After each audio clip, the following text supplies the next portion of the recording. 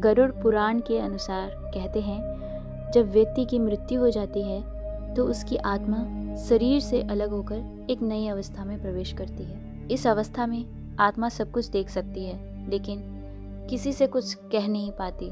यही कारण है कि यह समय आत्मा के लिए बहुत भावनात्मक और रहस्यमयी होता है। मृत्यु के बाद आत्मा सबसे पहले अपने परिवार और प्रियजनों को देखती है।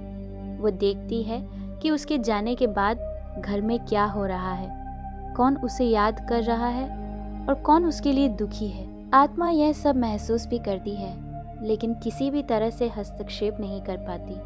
गरुड़ पुराण में यह भी बताया गया है कि आत्मा अपने पूरे जीवन के कर्मों को एक एक करके देखती है। अच्छे और बुरे दोनों कर्म उसके सामने आते हैं, जैसे कोई फिल्म चल रही हो। इसी के आधार पर आगे की यात्रा तय होती है। कहा जाता है कि आत्मा को यह भी दिखाया जाता है कि उसने अपने जीवन में किसे दुख दिया और किसकी मदद की। यही अनुभव उसे आगे के मार्ग के लिए तैयार करता है। इसलिए जीवन में हर कर्म सोच समझकर करना चाहिए, क्योंकि मृत्यु के बाद वही कर्म हमारे सामने आते हैं। अंत में आत्मा को अपने कर्मों का ही सामना करना पड़ता है और यही जीवन का सबसे बड़ा सत्य है।